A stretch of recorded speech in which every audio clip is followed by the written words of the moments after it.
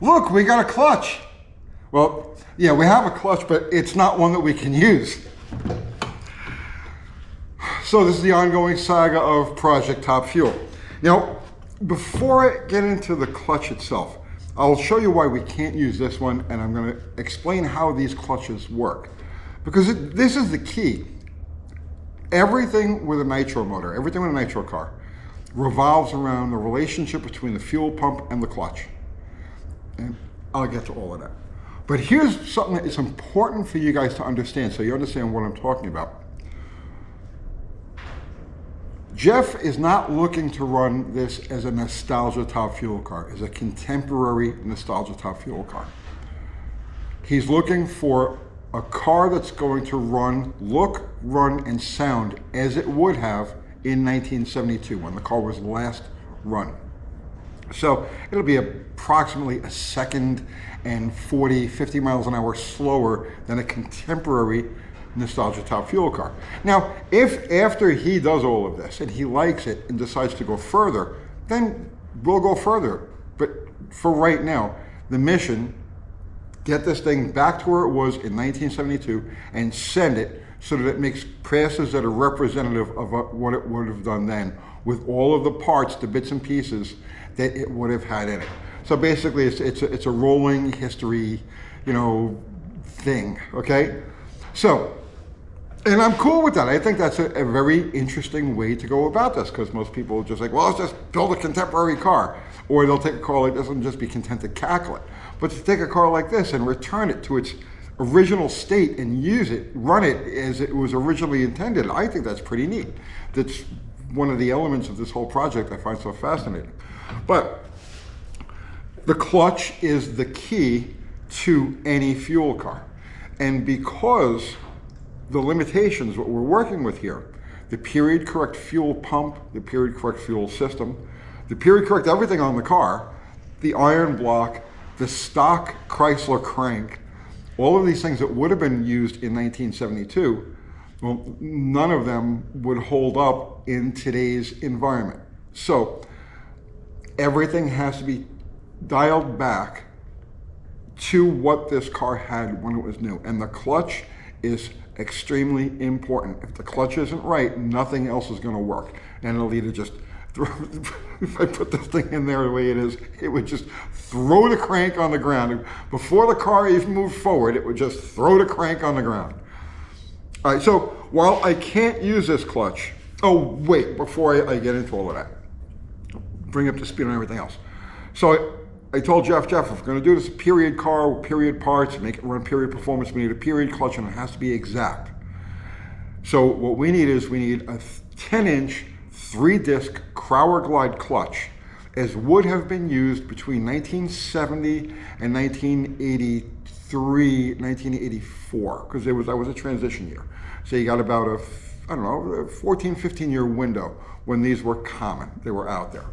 We couldn't find anything. So he decided, well, we'll just go right to the source. Let's go to Crower and just have them build us that clutch. So we contacted Crower and we says, we need exact what you would have had in 1972. And Crower was like, yes, we will build this for you. And they gave Jeff a price, and Jeff says, go ahead and do it. And he paid whatever he had to do, right? We're supposed to have it in December. December came and went. January came and went. Here we're in the middle of February. And Jeff figured, well, let's expedite things a little bit. And so he went hunting for a clutch on his own, giving the basic description of what I told him we needed. A 3-disc, 10-inch, 6-finger Crowerglide. This is what he got. And I don't know who he bought it from. I don't care, but this is based on what's here. This is just a racer trying to offload stuff without giving any regard to what he was, the ultimate mission, what these parts are going to be used for. Like, for instance, Jeff told him, yeah, we need a 3-disc. So it's a 4-disc clutch, and he just left a disc out and sent the extra floater along. And I'm going to get to all of these parts and how they interact in a couple of minutes. There's one 10-inch disc, and then we've got two 10.5-inch discs. It's just, okay. And then this cover. So this is a cover that's from a clutch management car. This cover is from a 1986 or newer. So, that's about the time that the changes were made. All of the cars were clutch management by, let's say, 1988, 1989. Rather than a 6-finger Crowerglide, which is going to have 6 evenly faced fingers, this is an 18-finger clutch management cover. It's an AFT. And what the guy who sold Jeff did was he just took all of the extra fingers out. He took the other 12 fingers out and just left these 6 right here. I guess because they'd be evenly spaced with each other. So yeah, no, it's just wrong. It's not that we can't use this. So we're still waiting for Crower to send us the one that we can use. But in the meantime, let's take a tour through this, because even though it's not the clutch we need, all of these parts are representative of what we do. So if you're ever curious how a nitro clutch, what made up the bits and pieces, let's go through it. Let's talk about it. So the first thing we have here is a flywheel. And they're made from aluminum or titanium. This one's titanium. The bolt pattern here is standard 8-bolt Chrysler. Both the early Chrysler 354, 392, and the 426 all have the same 8-bolt flange. There is a difference in spacing of the flange, and that's important too with the flywheel, because the early Chrysler has a longer crank. There's like a 1-inch difference in the distance that the crank sticks out the back over a late model, 426 style. So there is a difference in the spacing of the flywheel, how it all relates together. This one is from a 426. So 8-bolt standard Chrysler flange. This is the pilot bushing on this, pilot bearing. The input shaft for this clutch doesn't fit into the crank as it would on a normal engine. It actually fits into the flywheel. And that's what this is right here. We've got these removable steels. All right, so here's what they look like. And this is the surface that the first disc rides against. So that's what these are over here. And then the most important, well, not the most important part, but the most active part of the flywheel assembly are these stands and these adjusters right here. So with these adjusters, this is how you space the pack. This is how you establish the gap between the discs and the floaters, and that has a lot to do with the car's launch characteristic. And you do that, so the stand here is threaded, and you've got this cutout right here, and this cutout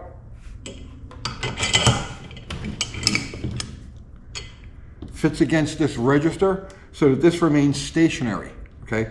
And then to adjust the pack, and it's very important as far as setting the car up goes, and also to take up slack, readjust it after a run, because a lot of clutch material leaves. You've got these holes, okay? And these holes are manipulated with a punch like this. So,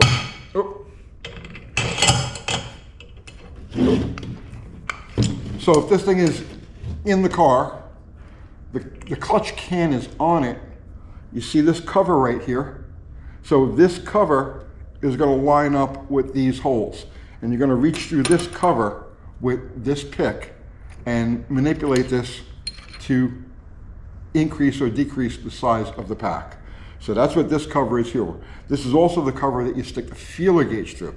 You use a long feeler gauge with this, and that's how you determine. The way this clutch is set is once it's in the car, somebody's going to rotate the engine, and as the engine rotates, you're going to go to each of these stands as they pass this cover right here, and you're going to make your adjustments. Time consuming. It's time consuming. There's a lot of hustle involved in this when you're trying to get this done at the track. So this is how you make your adjustments. And this cover right here. So this cover allows you access to the nuts that hold this all together.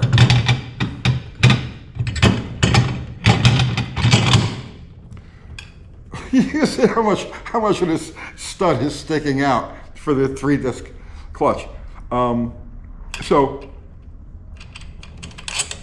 you've got these washers that center the cover on the stand and these nuts. And you would reach these every time, whoever's cranking the motor so you can make your adjustments, every time one of these nuts passes in this range, you loosen the nut and then you'd reach in here and make the adjustment and then tighten that up and then you rotate the motor again until the next stand is in that window.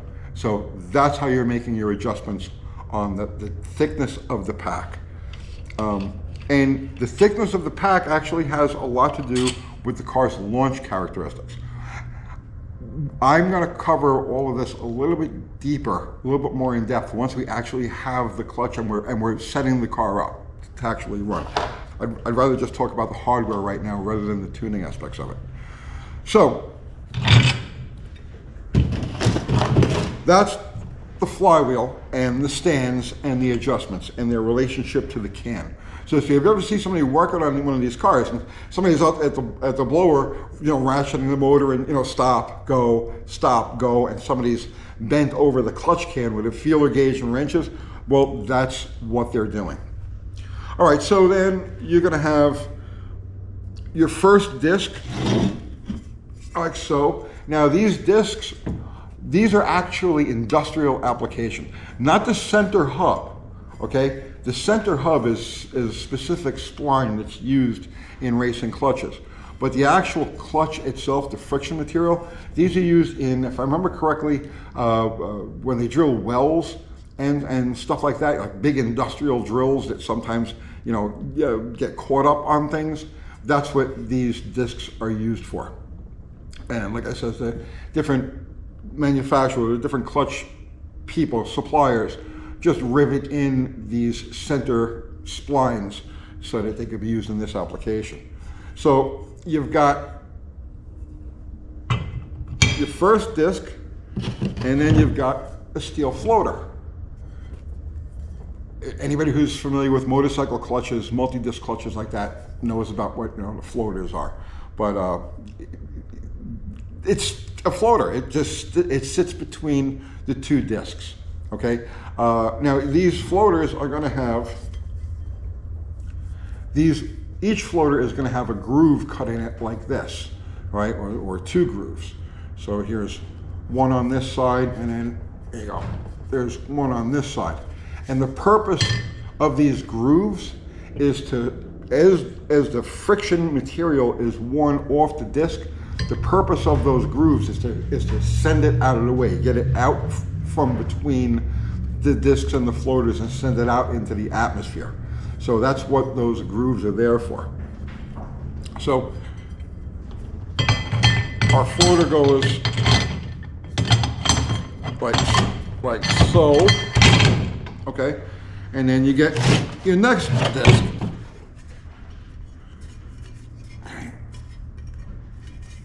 And like that. And then you get your next floater. Yeah, just repetitive. Come on, sit down there. Then you get your final disc. In our case, it's 3 discs. Contemporary cars use 4. 5? I think there might be up to 5. I don't know. I know exactly as much about contemporary, like modern Top Fuel, as I do about fish tanks. I mean, I have no idea what they have or what they use. When I walked away, almost 30 years ago, well, 25 years ago, I don't know, when I walked away. I was like, I'm done with this stuff. So that's the setup there. Discs, floaters, discs, and then you get your cover. Voila, there you go. And now that's the whole assembly. Now, how does this cover work exactly? And what's the difference between an early cover like we're needing, 6-finger? Not even an early cover, I mean, they still use 6-finger clutches. What's the difference between a 6-finger clutch and this? Well, the 6-finger clutch is literally got just 6 of these fingers. They're evenly spaced apart. This was an 18-finger clutch, and this is intended to be used with a clutch management system. So what the clutch management system does, it's built into the car, it's run off of compressed air, and it's got a movable throw-up bearing. So when the car leaves the starting line, it leaves on just initial fingers, and it just depends on the style of clutch how many of those fingers are I have to describe to you what the fingers do before this makes sense. Clutch leaves on the initial fingers, and then what happens is a little bit of the way out, let's say 50 feet out, 80 feet out, thereabouts, okay? The throw-up bearing is allowed to move back, and when the throw-up bearing moves back, it allows more fingers to come in. So this cover had 18 fingers, and they would all be staggered to different heights, all right? So as the throw-up bearing moves back, the next set that are in contact, they're cut loose. And when they're cut loose, they're allowed to, the centrifugal force pulls out on them and compresses the pack even harder. So that happens through each of the stages, okay? However many stages, just depends on how many fingers or how it's set up. Each time this happens, okay? Each time this happens, that the throw-up bearing moves back and allows more fingers in, it actually has to increase the amount of fuel that's going to the engine. It has to be done simultaneously, because as you increase the load by increasing the clamping force, you're increasing the amount of fuel that the motor requires to stay happy. If you clamp the clutch but don't give it extra fuel, the motor gets angry fast. So that's the clutch management system. The clutch management system, it allows the clutch to tighten. The further the car goes down the track, the more it tightens, and every time it tightens, it has to add more fuel. Okay, that's basically what a clutch management system does. They're incredibly complex devices. They weren't very complex when I was doing it, and the clutch management systems just started coming in, but there's a lot to those things. And if I ever get my hands on a more contemporary car that's got a clutch management system in it, we'll go through all of that. But, so the fingers, as we said, the one we need has 6, this one had 18. The guy who sold this to Jeff was being cute. He just took 12 of the fingers off and left these 6 here. Now, the weight of the fingers, okay, the weight of the fingers, the ratio of the fingers,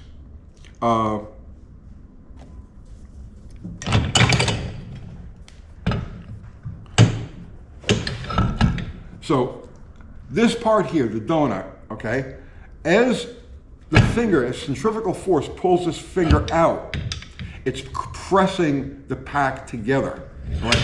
So you got the cover and then this, and the fingers are attached to the cover, but they pivot down, and that's what squeezes the pack together. So the ratio of these fingers and the weight of these fingers dictate how aggressive the clutch is going to be, or its overall characteristics. These fingers are way heavy, all by themselves. Much more so than we would be using. And I don't even know what the ratio is on these things. So, but anyway, that's how, now tuning these. So now on the clutch that we need, there's a nut and bolt assembly, okay? And the nut and bolt assembly, this has screw-in studs, because on this setup, when it's all together, you don't have room for the nuts and bolts. So this one here has these studs that screw into the finger, okay? But you'll see here, here's a half nut. Okay, here's how sensitive these are, okay? How sensitive the weight is. If I can get this off, the threads are a little boogered up. We'll try this one. Nothing like stuff that has pre-boogered threads, right? Okay. I can't win. I can't win. I can never make a video. Here's one more. We'll try one more. So I think it's the last one that's on here. I can never make a video without dropping something. All right, Butterfingers. So that right there is what's called a half nut. The weight of that half nut, and literally that's all this is. It's just a nut that's cut in half, all right? The weight of that half nut will have a significant effect on the overall tuning of the car. This is how you tune these things, how you set them up like between rounds. If you need to add a little more weight, you'll throw a half nut on 2, 3, 6, however many of the fingers. If you need to take a little clutch away, you start taking the weight away, and the weight is taken away from these half nuts. And it's different engine combinations, different years, different eras, different types of cars. Funnycar or Dragster will have different weighting characteristics. They all generally use a 1-inch bolt, and then some of them will use a 1-inch bolt as a weight, and then a full nut all the way around, and then like a half nut after that, or a full nut on 3 of them, and then half nuts on all 6. It just depends on how it's being tuned. But that's it. That much weight is critical to the way the car actually runs. That weight when it's put on the fingers. The last bit of it, I think I described everything else. I don't know. The last bit of it is the stall. Okay, so these nuts, or these nuts and springs right here, are the stall speed. Okay, these are set so that when the engine is idling, so let's say we're idling at 2,500 RPM, these are set so that this spring will overcome the leverage of the fingers, the centrifugal force of the fingers. These springs will overcome it, but just barely. It's the stall speed. So this way, as the engine is idling at 2,500 RPM, you're holding the car stationary, these springs are allowing that clutch to slip. Now, as soon as the RPM comes up, the weight on these fingers, throws them out. When it throws them out, it compresses the pack, and off you go. So that's what these are. These are to set the stall speed, just at idle. And actually, the way you set them is pretty universal. You just tighten these nuts down until you can barely turn the spring. You know, if you got to be able to just barely turn the spring by finger, and then that's a basically universal setup regardless of the type of clutch. But the thickness of the wire, the tension or the value of that spring is going to vary from clutch to clutch. So it's all a cohesive package. It all has to be used together. So in other words, if you take this 18-finger clutch that's supposed to have X amount of weight at idle, it may not be the same value as an old style 6-finger with different ratio and different weight fingers. So this all has to stay together as a package. All right, so oh look, here's a half nut. I had a half nut.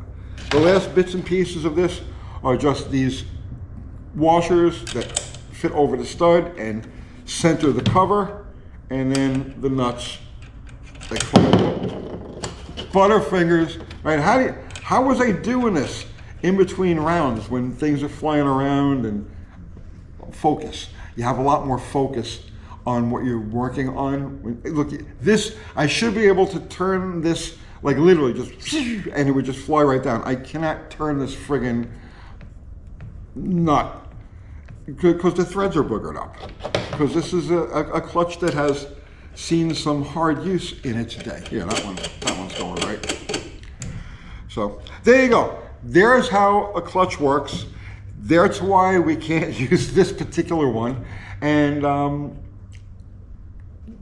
Jeff still hasn't canceled the order from Crower. We're still waiting. So with any luck, it shows up and I can remember everything I forgot about this car so far. I don't know. All right, I hope you got something out of that.